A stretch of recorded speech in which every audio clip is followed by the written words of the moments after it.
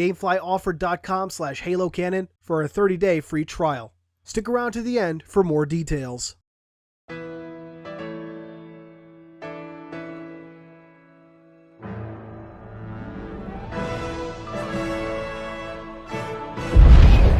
Welcome back, Canonites, for my first review since the conclusion of the Halo 5 Breakdown series. If the title somehow wasn't clear, today we're going to be taking a look at Halo Mythos, the latest guidebook to the Halo universe. Unlike my standard reviews where I go through the story and remark on the canon along the way, this video will be much more in the tradition of a more standard review. That isn't to say I won't talk about some of the new lore and whatnot, but, well, I'm not covering the entire history of the Halo universe from the fall of the Precursors to the rise of the Created. Well, not here. That's when I, again, get back to the Halo story series. Anyway, with all that out of the way, let's take a look at Halo Mythos. Halo Mythos is, as stated, a guidebook that covers the history of the Halo universe from the fall of the Precursors up to the end of Halo 5 and the rise of the Created. When I first saw the book, I was initially a little worried. Comparing it to the Halo Encyclopedia, Mythos is about 2/3, roughly, the size, but covers much more material. However, upon opening the book up, I was very happy to see that my worry was all for naught. While the encyclopedia and all previous essential guides are much more in-depth on individual topics, the overhead view of the Halo universe provided in Mythos is nonetheless informative and, at times, still able to flesh out details that were once unknown or vague. Now, of course, the highlight of the book is the new art. Halo Mythos features over 50 unique pieces of art contributed by Jean-Sebastian Rosbach, Leonid Kozienko, Benjamin Kere, Isaac Hannaford, and 343's internal art team. This book visualizes scenes, objects, creatures, and more that have never been seen before. We actually get to see the Primordial, which pretty much looks identical to the fan art that's been floating around out there and is often used by YouTubers. We get to see a war between the Stoics and the Reformists on ancient Janjir Quon. One of my favorites is the War of Beginnings, showing what I've affectionately dubbed Proto-Banshees facing off against the Dreadnought, and that's just the tip of the iceberg. The art in the book also does a wonderful job of visualizing the natural evolution of armor, arms, vehicles, and more for both the Covenant and the UNSC. As noted earlier, the book also details and/or clarifies small tidbits of the lore that have remained unknown or vague. One example is what exactly the Primordial is. Fans have been somewhat confused on what exactly it was ever since the Forerunner saga ended, but Mythos, at least to an extent, kind of clarifies this.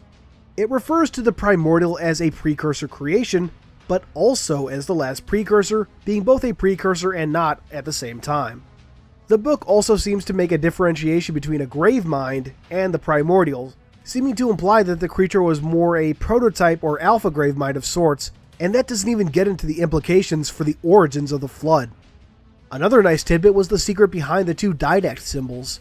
We have the version that first appeared in Halo 3's terminals, and the one from Halo 4, which Frank O'Connor referred to as Unbound.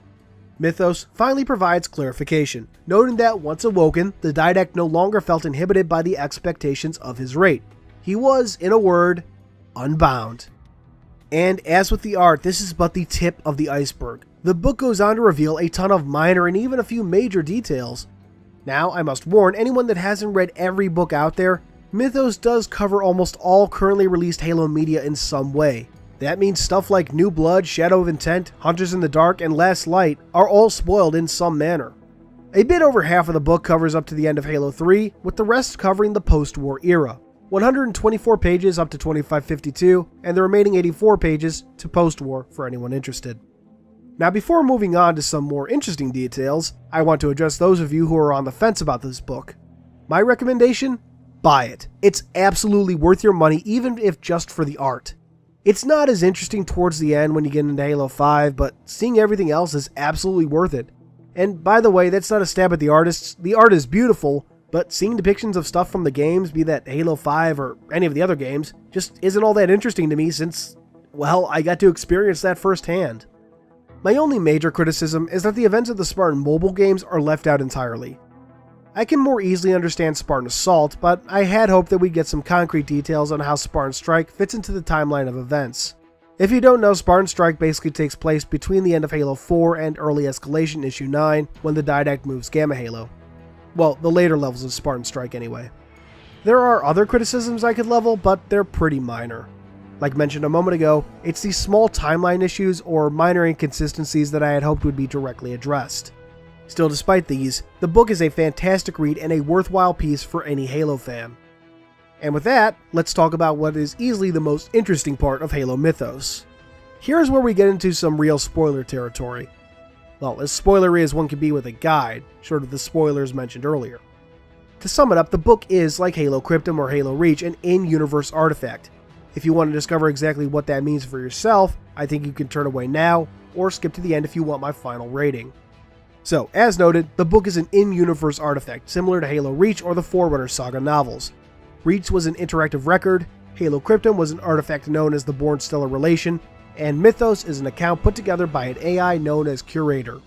As we learn on the first page, Curator, UNSC AI CTR 1121-4, was assigned to the UNSC Rubicon and left stranded on the Ark when the ship disappeared.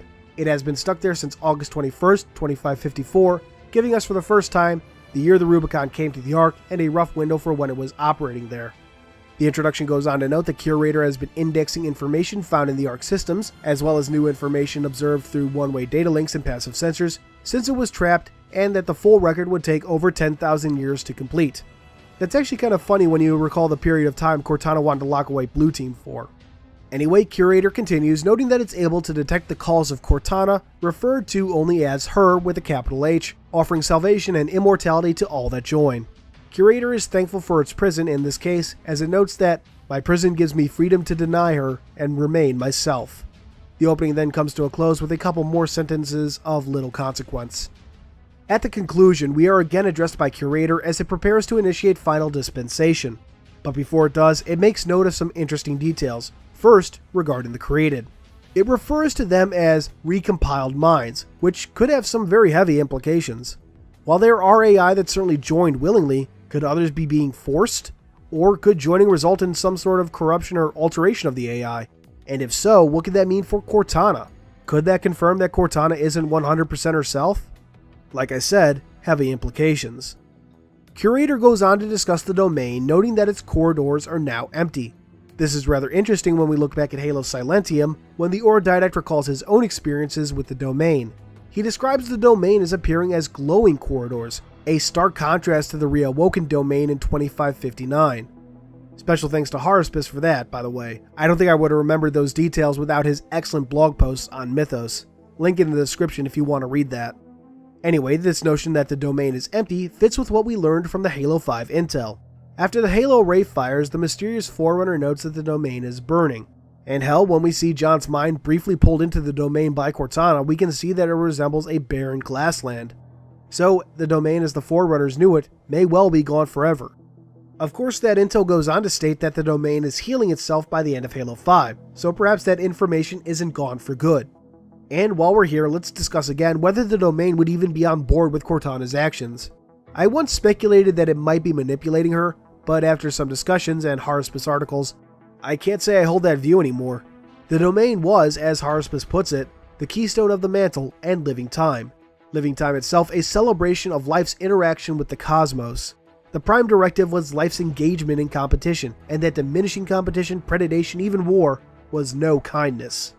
In short, Cortana's plan to bring a forced peace on the galaxy goes against the will of the domain and the mantle she claims to uphold. Getting back to Curator, it continues, saying that the created are like blind gods as they explore the domain and open doors left closed for thousands of millennia. The closing line to this final message is a derivation of a classic. Unless we can learn from our past and from the others that came before us, we are doomed to face the same end. Those who do not learn from history are doomed to repeat it. This gets back to Cortana using the domain and the mantle, which heavily reflects the imperial state the Forerunners kept the galaxy in while in power. While species like humanity and the Sanshayum were able to break away from Forerunner control, few were as lucky and found themselves stuck under the thumb of a more advanced species. And thus, like Cortana is attempting now, they suppressed competition. They broke the Prime Directive. The last thing to discuss today is why Mythos ends at the doorstep of Halo Wars 2. Now, the real world reason is, of course, that it's not going to spoil a game that's months away. But there's also an in-universe reason. As Curator relays its final message, it makes note of the shadow of a threat, one intent on seizing the Ark. This is, of course, the Banished. The last piece of art in the book also depicts the Spirit of Fire over the Ark, so Curator is finishing its record and initiating final dispensation just as Halo Wars 2 begins. Interestingly, it says, "These interlopers cannot be allowed to compromise my narrative, my final task. For this reason, I am leaving it with you."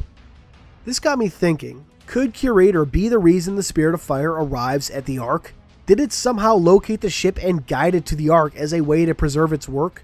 It seems like it's talking directly to another being at the end, so I don't think the possibility is too far out there. Oh, and has anyone else wondered why Cortana hasn't taken control of the Ark yet?